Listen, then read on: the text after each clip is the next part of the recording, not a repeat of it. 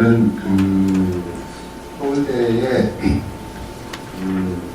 과거에 생명과학 공동연구원이라는 조직이 있는데 총장 산하에 주로 생명과학 공동연구원에서 하는 일 중에 하나가 서울대 내에 바이오 기술을 가진 교수님들이 창업하는 데 큰 도움을 주는 역할을 하고 있습니다. 그래서 제가 생명과학 공동연구원에 부원장 시절에 서울대가 좀 더 IP R&D에 관심을 갖는 게 중요하겠다라는 생각을 많이 해서 IP R&D에 대한 좀 저변화에 좀 나름다른 사람들을 소개를 시켜드리고 왜 중요한지 말씀을 드리고 있습니다. 특히 이제 IP R&D를 하는데 논문을 쓰는 데는 저는 도움은 안 되고요. IP R&D 실용화하려면 IP R&D는 필수적이다. 그러니까 IP R&D 없이 실용화하기는 어렵다라고 저는 이 일들을 하면서 나름 깨달은 사실이고 정확하게 전달드리고 싶은 메시지는 각 대학에서 전공한 교수님들이 특허를 잘 알지 못합니다. 그래서 교수님들에게 특허에 대해서 물어보시고 그리고 나서 요즘 더군다나 이 클레임 쓰는 거가 너무 가격이 다운돼서 그렇게 해서 특허를 만들면 돈이 하나도 안 됩니다. 그래서 정확하게 IP R&D를 하셔야지 실용할 수 있다라는 게 결론부터 말씀드리면 제가 말씀드리고 가고자 하는 거에 처음과 끝입니다. 저희가 IP R&D에 익숙하지 않으신 분이 있을 수 있어서 간단하게 IP R&D 얘기를 드리고 그 다음에 IP R&D 가지고 저희가 해본 경험을 중심으로 해서 말씀드리도록 하겠습니다. 좋은 기술이 뭘까? 대학 교수가 좋은 기술로 돈을 벌자 그러면 한 10년 전에는 되게 이상한 뭔가 사회의 악과 타협한 교수처럼 느껴지던 시절도 있었습니다. 근데 저희처럼 신약 개발을 미션으로 하는 약학대학은 당연히 약을 만드는 그리고 임상시험에 진입할 수 있는 약을 만드는 게 저희들 미션입니다. 그래서 당연히 돈이 되는 기술을 만들어야 하고 돈이 되는 기술을 그러면 어떻게 만들 건가? 그 부분 나름대로 이 국가가 우리나라가 굉장히 고민을 많이 한 것 같습니다. 저희가 여러 가지 조사해 보니까 이 IP R&D라는 터미널로지 자체가 우리나라에서 만들어진 소동 국산 개념이지 글로벌리 해외에서 유입된 개념은 아닌 것 같아요. 제일 저희가 전통적으로 하는 건 R&D하고 IP를 만듭니다. 그리고 제가 해봤습니다. R&D를 어느 시점에서 IP를 우리가 고민하는 게 좋을 건가. 그것도 해보니 결론은 뭐냐면 빠르면 빠를수록 심지어 과제 계획서 쓰기 전부터 IP R&D 하면 도움이 됩니다. 그리고 중간에라도 IP R&D를 반드시 해야 된다라는 게 저희들 나름대로의 경험이었습니다. 그리고 IP 기반의 R&D 수행이라는 건 실제 IP R&D를 해보니까 굉장히 도움이 됐고요. 이 R&D 수행 단계에서 사실 우회 기술이라든지 공백 기술 찾는 게 생각보다 중요합니다. 뭐냐면 내가 좋은 논문을 썼으니까 특허가 당연히 좋은 특허가 나올 거라고 가정하시면 안 됩니다. 그러니까 논문에는 없는데 특허가 이미 걸려 있고 좋은 특허들이 생각보다 너무 널려 있고요. 그리고 실제 이걸 왜 이 사람들은 특허를 걸어줬지? 그리고 심지어 이거 특허가 안 될 거야. 근데 특허 걸리더라고요 다. 특히 메이저 제약회사 특허들은 정말 가끔은 너무너무 놀랄 만큼 특허를 잘 걸어놔서 이가 우리가 세상에서 리딩하는 게 아니라 이 특허적인 측면에서 본다면 상업화된 연구에서는 이 특허를 보지 않고 상업화 연구를 한다는 건 불가능하구나라는 생각을 해봤습니다. 그래서 연구 기획 단계에서 사실 선행 특허를 검토해야 되는데 대부분의 대학과 교수들이 선행 특허를 검토하기가 아직은 어려운 단계. 그래서 실제 그 선행 특허 검토가 그 전문가라고 예를 들면 선행 특허 없는데요. 그렇지 않을 가능성이 큽니다. 다시 또 보고 해서 검토해야 되고 하다 보면 쭉 가다 보면 제가 분명히 이 분야의 전문가라고 생각을 했는데 한 5년쯤 지나서야 그 특허가 발견되는 케이스도 너무 많아서 사실 특허 앞에서 굉장히 겸허해지게 되더라고요. 그 여러 가지 프로세스 있는데 사실 그 IP R&D 사업하면 충분히 설명해 주시고 그 작업을 하는데 이 특허 논문 분석이라든지 그런 외에 시장 환경 능력 분석이 있지만 저희가 생각하기에 제일 도움이 되는 것은 핵심 특허 대응 전략. 이 핵심 특허 대응 전략을 만들어내는 게 가장 저는 본질적인 이슈라고 생각하고요. 몰라도 어떤 상업화된 연구도 경쟁자의 특허가 존재한다고 가정하는 게 저는 맞는 것 같습니다. 그렇지 않은 우리가 세계 최초라고 생각하는 것 자체가 오류일 가능성이 있어서 핵심 특허 대응 전략이 나와야 되는 케이스가 많습니다. 실제 그래서 강한 특허를 창출하게 되는데 실제 저희 경험을 이제 중심으로 말씀드립니다. 이 IP R&D 하면서 저희가 느낀 거는 뭐냐면 이러한 특허 외에 그 IP R&D 사업을 하고 나면 여러 가지 비즈니스 플랜이라든지 비즈니스 스트래티지 그런 것들이 같이 부수적으로 따라오는 게 큰 도움이 돼요. 저희가 이제 아주 오래된 사례를 가지고 말씀드리고요. 최근 사례들을 말씀을 못 드리는 건 좀 기업 비밀적인 측면도 있고 오픈되면 안 되는 여러 가지 측면이 있어서 좀 오래된 사례지만 그 두 가지 사례를 중심으로 말씀드립니다. 저희가 IP R&D에 그 인연을 맺게 된 건 2009년도 연구실 특허 전략 지원단.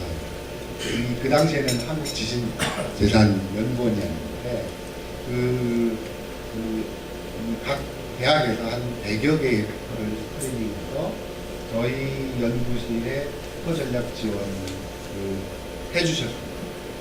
그래서 저희 실험실에서 있는 서울대 특허 중에 이러한 특허를 저희가 분석을 해주셨는데 결론이 굉장히 좋은 기술인 걸로 설명이 됐습니다. 근데 문제는 여기 특허를 받더니 현재 상태로는 biling이 안 됩니다. 그리고 특허 이거 다 수정하셔야 됩니다. 그렇게 얘기해 주시고 보정안을 만들어 주셨습니다. 지금 이 2008년도 이 특허가 굉장히 중요한 특허인 건 뭐냐면 특허 분쟁 이슈가 있을 수 있는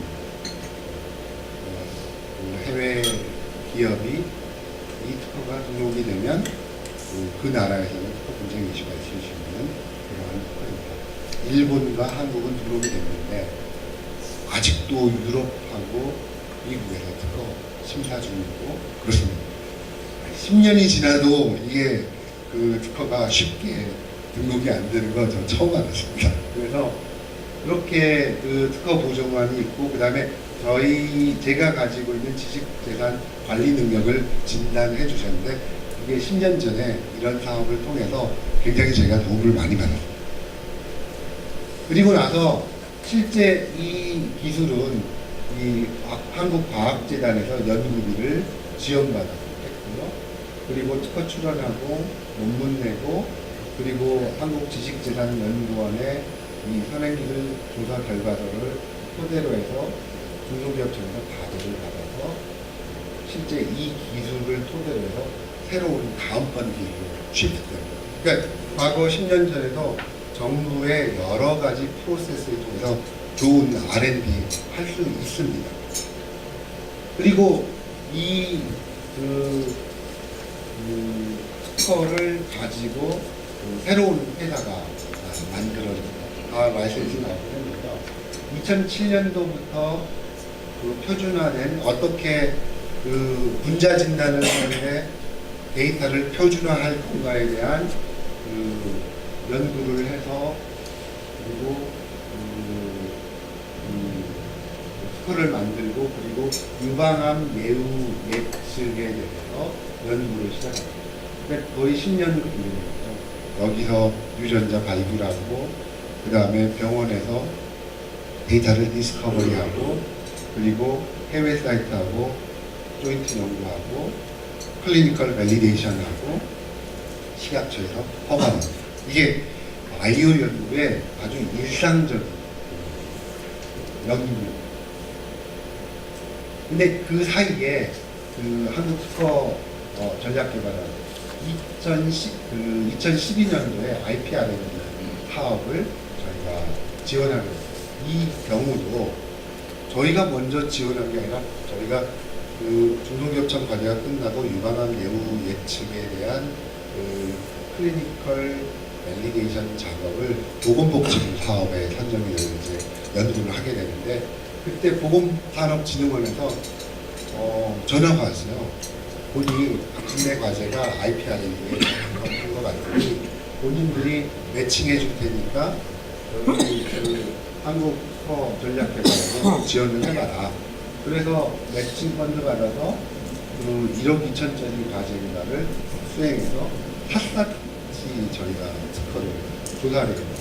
특히나 어떤 전략이냐면 IP 창출과 특허 포트폴리오 전략을 쌓는 거, 그 다음에 가지고 있는 이와 관련된 모든 특허의 권리성 강화, 그리고 여러 가지 SMK라든지 전문가 의견들 도출, 그런 작업을 하게 됩니다.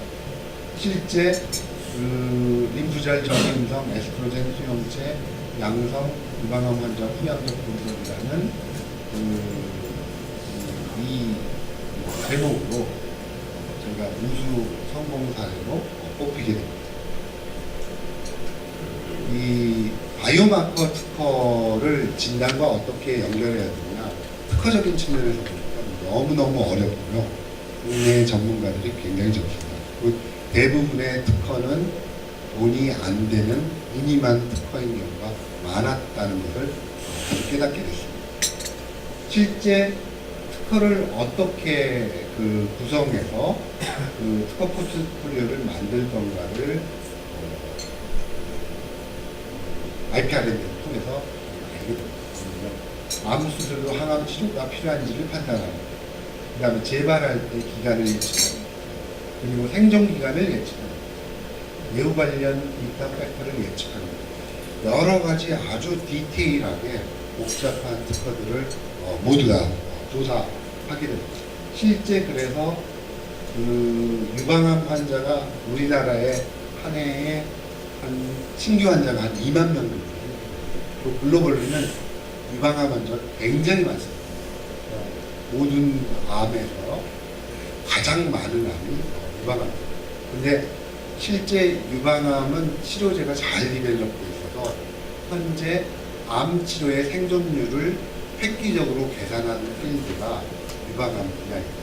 그래서 그러한 유방암에서 불필요한 항암 치료를 받지 않게끔 조기 유방암 환자를 골라낼 수 있는 키트를 개발하는데 이제 경쟁 그룹과 어떻게 차별화하고 특허를 고급화해서 원천적인 특허를 만들어내느냐, 실제 이런 작업을 하게 됐습니다. 그래서 특허를 원천 특허 범위가 그러니까 예후 예측 단일 유전자, 단일 유전자로 특허를 걸 수 있으면 가장 우수한 특허고, 예를 들면 특허가 이런 식으로 저희는 상상도 못했는데 특허 클레임은 이런 식으로 걸어야 된다고 하더라고요. 그러면 유전자 이러이러한 그룹에서 하나를 그다음에 이러한 그룹에서 유전자 하나 골라서 2개의 조합으로 걸린 유전자. 그러니까 단일 유전자로 옳지 않으면 저희는 이 증식과 면역과 관련된 유전자 조합으로 저는 이런 특허도 걸고 이런 특허도 걸고 특허의 여러 가지를 걸어서 포트폴리오를 짜게 됩니다. 근데 저희가 연구를 하는 동안에는 이런 사실을 전혀 깨닫지 못해요. 이 IP R&D 하면서 특허를 이렇게 걸어야 된다라는 사실을 저희에게 알려줘서 저희의 R&D 연구 방향 자체도 바뀌게 됩니다. 그래서 특허 클레임과 연계돼서 연구를 하게 된 사실을 저희가 깨닫게 됐고, 여러 가지 이 알고리즘, 그 다음에 실험 방법에 대한 계량에 대해서 실제 연구를 하게 됩니다. 특히나 잘 아시겠지만 대학원생들은 특허 얘기에 대해서 그렇게 좋아하지 않습니다. 왜냐하면 논문은 졸업하는데 크리티컬하지만 특허는 복잡하고 회의도 많고 그 다음에 설명해줘야 되는 건 많은데 사실 졸업에는 큰 도움이 안 되기 때문에 학생들이 2010년경만 하더라도 굉장히 불평불만이 많을 수밖에 없었던 시절이었습니다. 그래서 이러한 특허를 가지고 연구 방향이 굉장히 달라지게 됐습니다. 그래서 국내 특허 출원 전략은 어떤 거는 노하우가, 어떤 거는 특허의 강한 특허 창출 전략을 놓고, 그다음에 해외도 어디를 지정할 건지, 그리고 저희 경쟁사 중에 지노믹 헬스라는 회사가 있는데 특허를 워낙에 잘 걸어냈었어요. 그래서 특허 침해 이슈를 조사하는데 그 당시의 표현이 지뢰밭을 정확하게 다 특허 지뢰밭을 피해갔다라는 표현을 받았습니다. 그러니까 상당히 그 특허를 정교하게 걸어놨고 나라마다 특허 전략이 굉장히 다르게 걸어놓은 것을 저희가 확인할 수 있었습니다. 그래서 실제 이 특허 외에도 현금 흐름 분석과 그다음에 가치 평가, 그다음에 등급 평가하고 기술 인정 가치 산정하고 그런 작업들을 그 당시에 다 2012년도에 해보았습니다. 그래서 현재 이 젠큐릭스라는 회사에 저희가 라이센스 아웃을 했는데요. 지금 거래소 심사 중인 유전자입니다. 근데 유방암의 키트를 만들었고, 저희가 표준 유전자를 가지고, 그 다음에 유전자는 실제 알고리즘에 들어가는 유전자는 6개의 유전자를 가지고 알고리즘을 만들고 있습니다. 그러면 이 키트를 가지고 현재 뭘 하느냐, 이제 10년짜리 프로스펙티브입니다. 이 진단을 가지고 저희는 예후가 과거에 나쁘다고 생각했는데 이 키트에서 예후가 좋다라고 생각하는 환자들은 항암제가 필요 없다고 생각하기 때문에 항암제 안 쓰는 것과 항암제는 치료하는 그룹을 랜덤화해서 임상시험을 하게 됩니다. 만약에 이게 성공한다면 이제 아시아권에서는 표준 가이드라인이 달라지게 됩니다. 이런 10년짜리 임상이 현재 들어가 있고요. 그 다음에 팔구시클립이라는 약물은 파이저의 약물인데, 파이저의 CDK 인히비터인데, 이 약물을 파이저하고 한 2년 정도 상의해서 환자 580명에 대한 약을 이미 얻었습니다. 그래서 이렇게 예후가 분명히 나쁘다고 생각하는 환자들은 이 약을 가지고 임상시험을 하는데 합의를 해서 실제 국내에서 임상시험을 하게 됩니다. 그러니까 아주 장기간의 히스토리에서 마지막에 임상적인 에비던스까지 만들어내는데 수많은 시간이 걸리는데, 사실 이러한 모험적인 임상, 이거 들어가는데 수십억 들어가고 이거 들어가는데 수십억 들어가기 때문에 중간중간에 특허에 대한 확신이 없으면 사실은 진도를 빼지 못합니다. 파이저 약물을 가지고 IIT를 하는 부분에 있어서도 저희가 굉장히 어렵게 협상을 하고 수많은 사람들을 도와줘서 이렇게 우승으로 나가는 거죠. 두 번째는 저희가 2014년도에 과학재단에서 국책사업단으로 항암제 동반진단 사업단이라는 걸 선정이 돼서 저희가 동반진단이라는 개념을 국내에 저희가 최초로 정착시키게 됩니다. 왜냐하면 이 동반진단이라는 개념이 바로 미국 식약청에서 나오는 개념인데요. 신약 개발에서의 이노버티브게, 그러니까 R&D 비용은 올라가는데 허가되는 신약은 별로 없는 이유를 분석해보니 임상시험에서 에피커시를 입증하죠. 그래서 에피커시를 입증하기 위해서 거꾸로 약의 리스판스가 있는 환자를 어떻게 고를 거냐, 그거를 레귤레이션 입장에서 만든 레귤러토리 터미널로지가 바로 동반진단입니다. 그래서 이 동반진단 사업단 운영하면서 저희가 국내 식약처 가이드라인, 그 다음에 국내의 많은 연구자와 임상시험 하시는 선생님들의 마인드를 갖고 있는데 저희가 큰 노력을 했었습니다. 실제 서울대, 그 다음에 삼성병원, 그 다음에 회사, 그리고 저희가 허가를 받아야 되기 때문에 결국은 다 회사들하고 일을 할 수밖에 없어요. 그래서 과제가 되자마자 저희가 2013년도 12월에 과제 협약을 했고 2014년도 IP R&D 수행합니다. IP R&D를 수행해서 실제 과제비에서 IP R&D를 수행하고 저희가 연구하는 바가 정말 맞는 것을 과제를 받아놓고도 저희가 다시 재검증을 하기 시작해요. 왜냐하면 RFP가 굉장히 구체적이어서 실제 하겠다고는 하지만 특허 이슈는 어떻게 되는지 저희가 사실 과제 선정 전에는 알 길이 없었어요. 과제 IP R&D를 14년도, 그 다음에 15년도, 연 2년 동안 하고 그 이유는 해보니 1년이 부족하다. 그리고 이 과제를 통해서 변리사 선생님들이 이 분야를 공부해서 아주 집중적으로 클레임을 다 읽을 수도 있고 디스커션에서 새로운 코멘트를 하려니까 시간이 많이 걸리고 생각보다 뒤지면 뭐가 또 나오고 뒤지면 뭐가 또 나오고 막 그렇더라고요. 그래서 2년 동안 할 수밖에 없었어요. 그리고 이 일을 하면서 저희 연구 과제도 심하게, 예를 들면 2년 차에는 이 IP R&D를 근거로 해서 트렌드에 맞게 NRF의 과학재단의 요구에서 과제의 세부에서 변경할 수 있는 걸로 저희가 변경시키고 그랬습니다. 실제 IP R&D를 하다 보니까 저희가 특허 많지만 한 3가지 정도 특허네, 그게 방해가 되는 거예요. 그 다음에 발명의 실시 침해 우려가 있는, 그 다음에 장내 활용 가능한 기술, 이런 식의 이제 특허들을 만들게 돼요.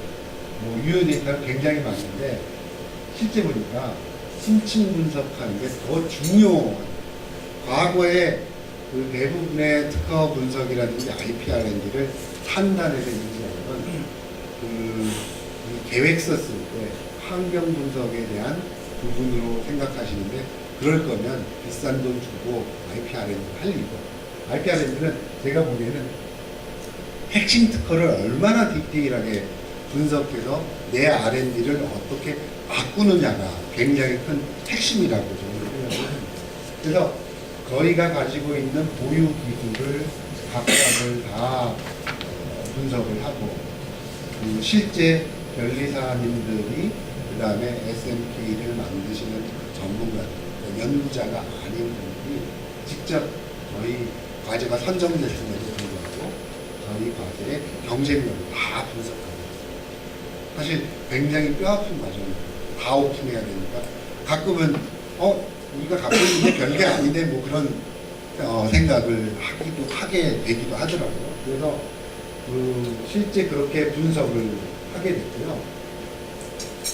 보유기술 현황에 대해서 문제점을 진단하는 거예요. 저희가 갖고 있는 어떤 기술은 정말 특화가 있다고 했는데 이게 강한 특화인지, 그 다음에 어떤 무엇을 이용하는 기술이 사용 가능한지, 특허가 청취가능한지, 그런 여러 가지 전체를 다 펼쳐놓고 분석하게 돼요.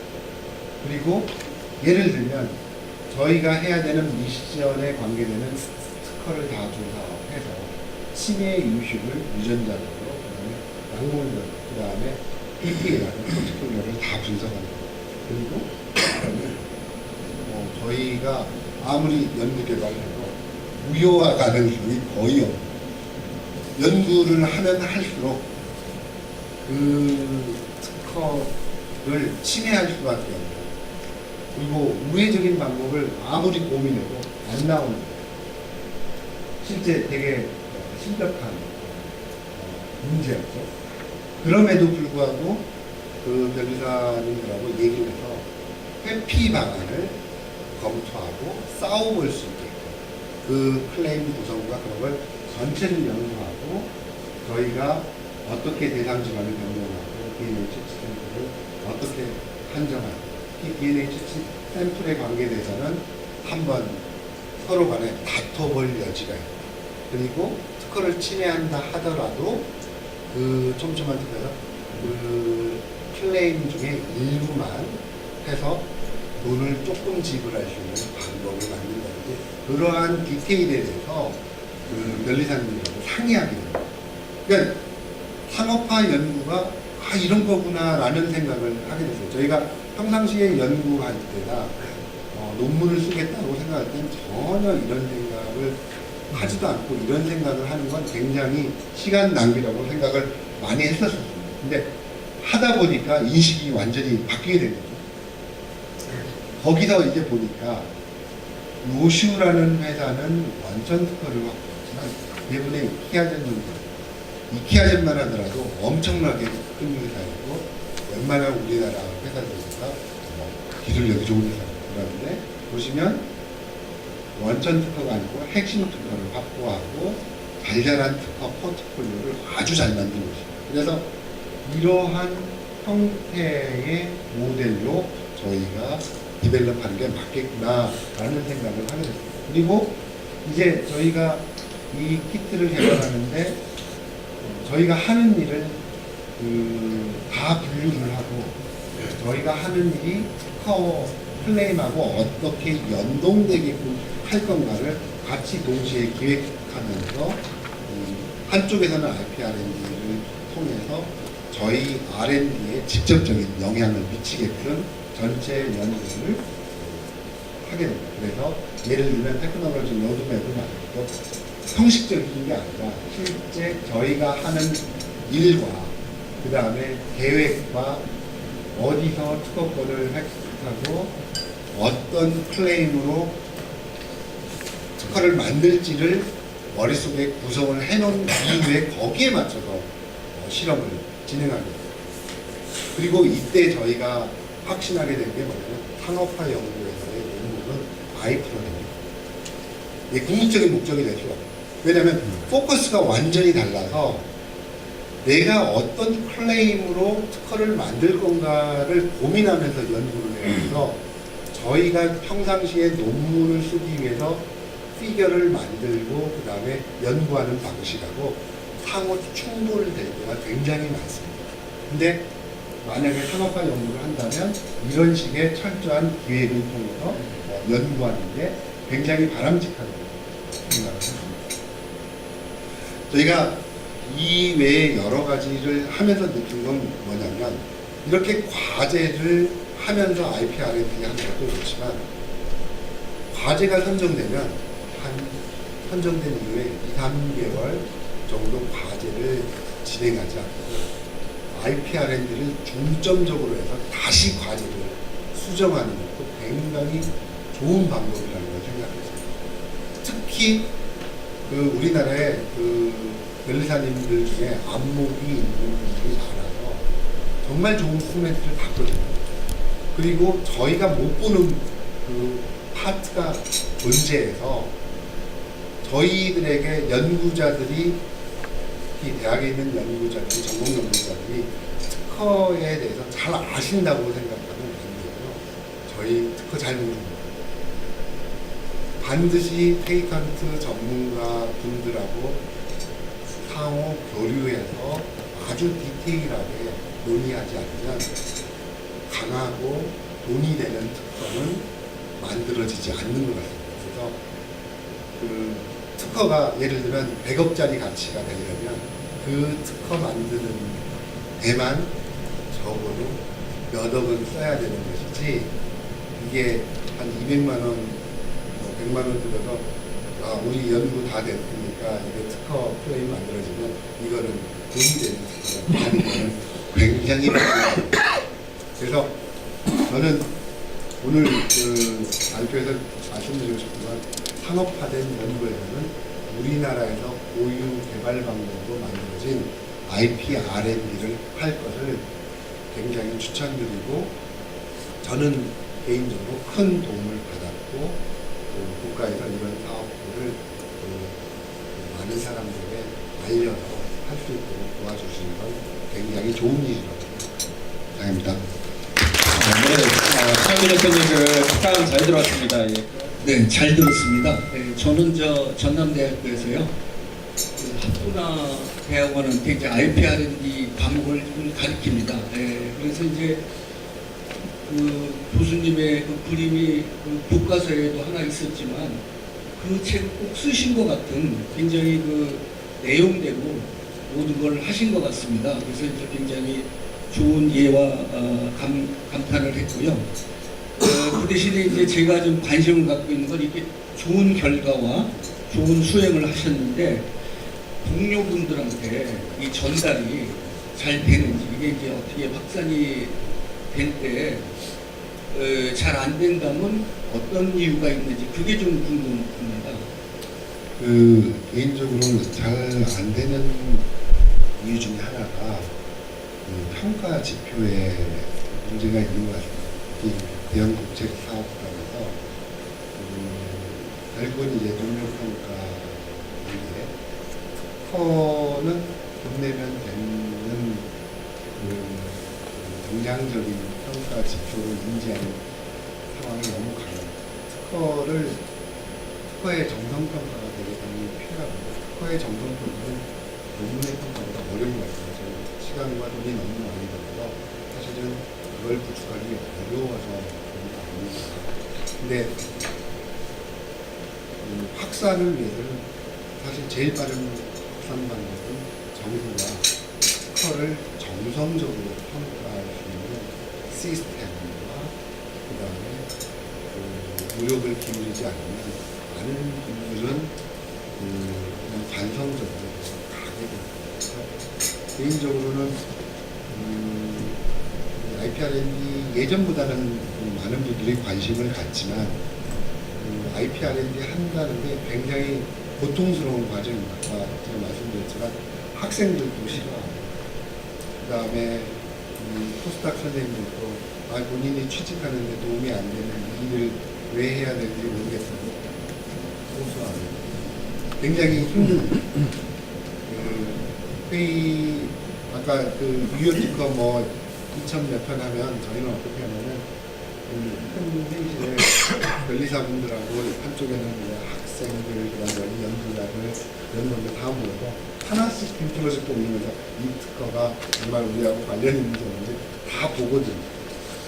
그리고 몇몇 특허들은 이제 변리사님들도 보시면 저희도 같이 보면 이게 뭐지, 그렇게 공부하게 되니까 논문 읽을 시간도 없고 실험할 시간도 없는데, 거기에다가 알아듣기도 힘든 아주 애매모호한 걸 하려니까 너무너무 힘든데, 그거를 국가가 알아줘야지 참 잘하고 있어, 그리고 이거 하면 뭐 프로모션 시켜주고 그 다음에 어떻게 도와줄게, 그러한 부분에 제도적인 부분이 좀 있다면 많은 사람들이 더 관심을 기울이지 않을까, 그렇게 생각합니다.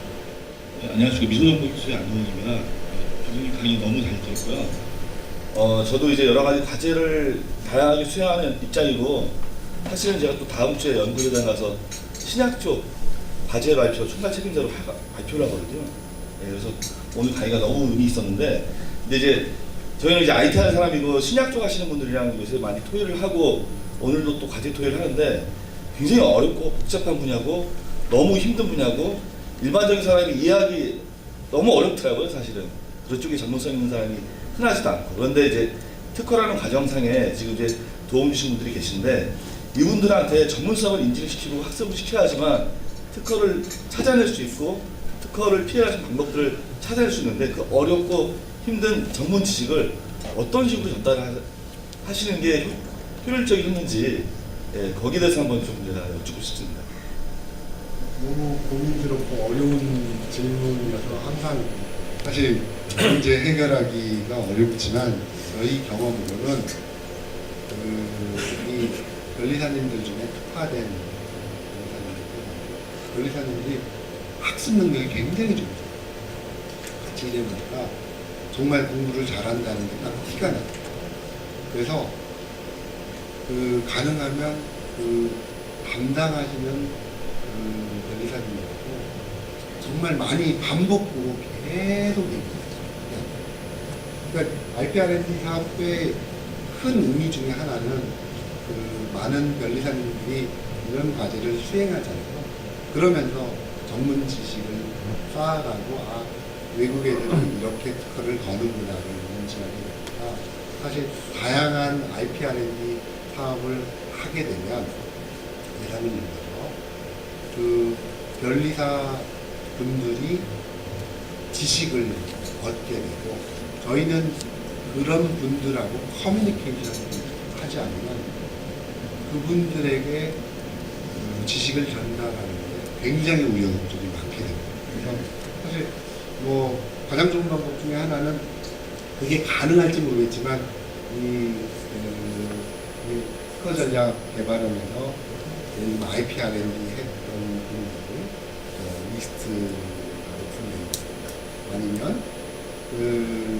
저희가 전략개발원의 PM사들 너무너무 놀라운 분들이시죠. 제가 같이 일을 하면 이런 분들을 어떻게 모시고 오면 너무 좋겠다. 그런 생각을 많이 했었어요. 그러니까 그런 분들하고 계속 대화를 나눠서 지식을 전달하고 그런 게 저는 장기적으로 저희가 이룰 수 있는 유일한 방법. 네, 말씀 잘 들었습니다. 전 산업기술평가위원회 김창훈인데요. 이제 IP/R&D를 통해서 이렇게 하다 보면 이제 시간이 많이 투입되고 또 이 다른 이 R&D 로드맵에 따라서 이게 신경을 얼마나 많이 써야 될지는 잘 모르고 상당히 불안스럽고 그리고 또 이제 좀 약간 도전받는 게 이 특허를 계속 내다 보면 비용이 많이 들어가잖아요. 그래서 R&D 하는 과정에는 정부가 특허 비용을 이렇게 주지만 어차피 이 정부 R&D가 끝난다 이런 생각을 하게 되면 이 관리 비용을 어떻게 내가 계속하지 할 거냐.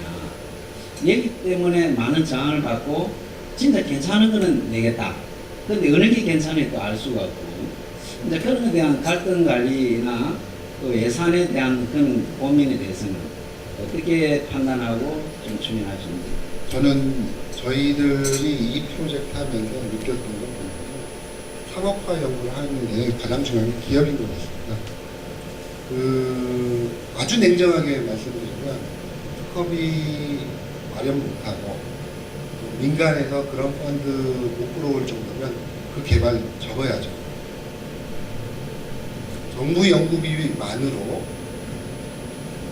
상업화된 연구를 할 수 있다는 가정 자체가 되게 틀린 거라고 생각합니다. 정부 연구비는 한시적이고 아까 사례도 보시겠지만 저희가 작은 연구부터 시작해서 롱지튜디에 나가게 여러 가지 방법을 통해 받을 수 있습니다. 하지만 마지막 순간에는 기업이 이걸 해야 되고 그 기업들이 그 특허 유지비라든지 특허에 대한 비용을 지불할 마음이 있도록 자료를 마련해야 되고요. 그 자료 중에 하나가 IPR입니다.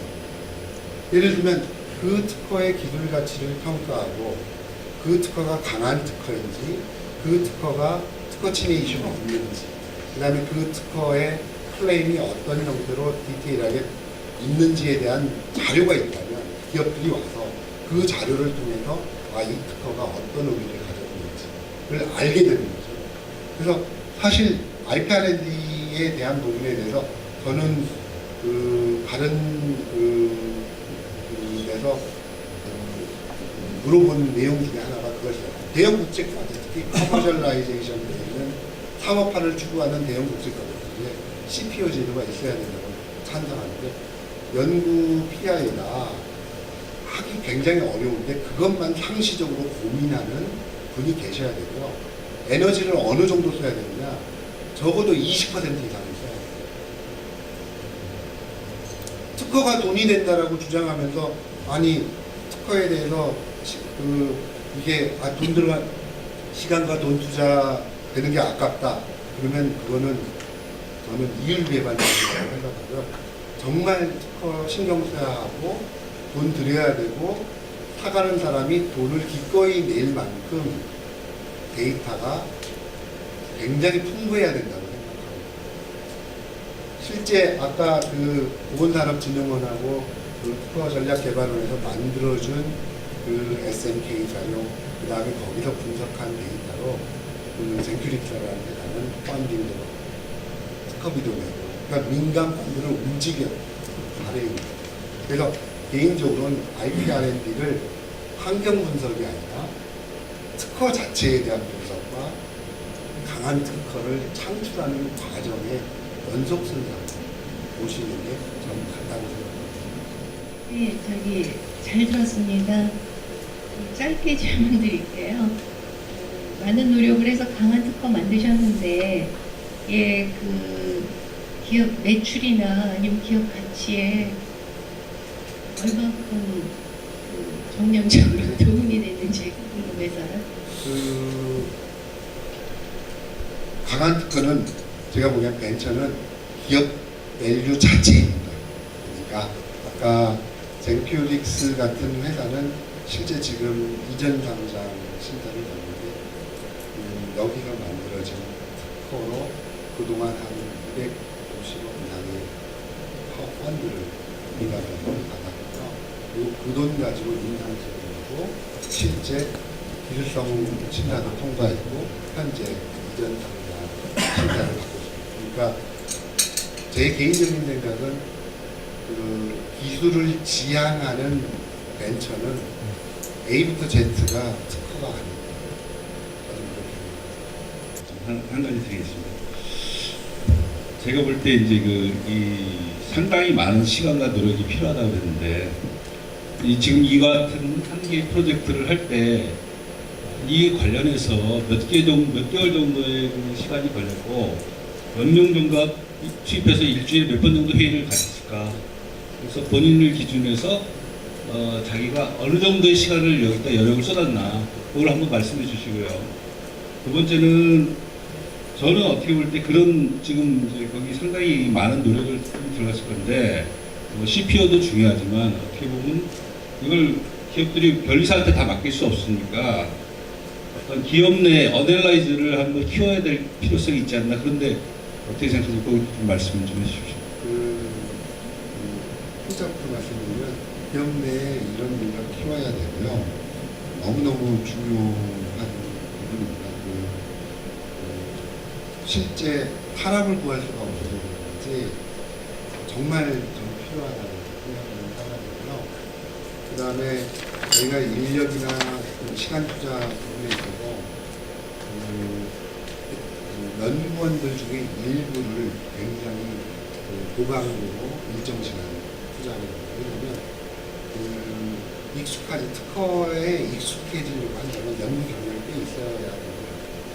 나머지는 그렇게 큰 도움이 안 되고 제일 중요한 건 제가 보니까 저희에게 컨설팅을 해주는 PM 굉장히 많고 그리고 특허 변리사에게 이해도에 어떻게 리딩해 주냐에 따라서 저희가 인벌브하는 시간이 아주 다르죠. 근데 초짜분들은 저희가 엄청난 시간을 쏟아부어야 돼요. 그렇지 않으면 굉장히 빨라지는데 적어도 저런 과제 등반 진단 같은 경우는 1년 한 6개월 하게 되고요. 6개월에 한 달에 한 번 정기회의 하게 되고 그다음 그 정기회의 발표 자료 준비하려면 내부에서는 한 2주에 한 번 정도 그리고 자료 준비 담당자들은 상당히 많이 있어요. 하루에 근데 좋은 특허 만들려면 방법이 없는 것 같습니다. 예, 이상으로 그 질의응답을 마치고 마치도록 하겠습니다. 그럼 장시간 그 신영기 대표님께서 특강을 좀 해주시고 그 질의응답까지 마련하셨는데 박수 한번 부탁드립니다. 그리고 오늘 그